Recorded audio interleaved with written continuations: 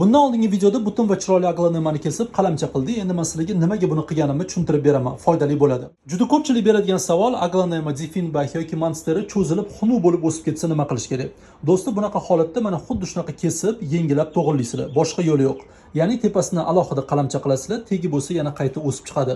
Agar juda ham cho'zilib ketgan bo'lsa, o'rtadagi poyalarini ham qalamcha qilsa bo'ladi. Buni xudo xolisa keyingi videolarda ko'rsatib beraman. Mana shu monsterni ham men xuddi shu yo'l bilan to'g'rilaganman kuzda. Bu tegi, hozir qaranglar qanaqa chiroyli bo'lib o'sib turibdi.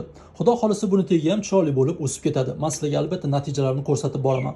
Buni tepa qismini men qalamcha qilib, bir 10 tacha qalamcha qilib tarqatib olganman. Buni qalamcha qilganlarimning natijalarini men sizlarga ko'rsatganman, kanalda bor. Faqatgina shu uchun men sizlarga chiroyli aglanemamni kesib ko'rsatib berdim, tushuntirish uchun. Albatta yurakchani qizartirib qo'yinglar. Do'stlar, tepa qismini xohlasanglar perlitda, xohlasanglar vermikulitda qalamcha qilsanglar bo'ladi. Qalamcha qilishni bundan oldingi videoda batafsil tushuntirib ko'rsatib berdim. Xohlasanglar suvga solib qo'ysanglar ham bo'ladi. Biz oldingisini mana suvga solib qo'ygan edik. Ildizlari mana deyarli sekin-sekin chiqishni boshlayapti. Buni ildizlari bo'lsa deyarli tayyor bo'ldi. Do'stlar, men sizlarga albatta natijalarini ko'rsatib boraman. Bizani yo'qotib qo'ymaslik uchun kanalga obuna bo'linglar.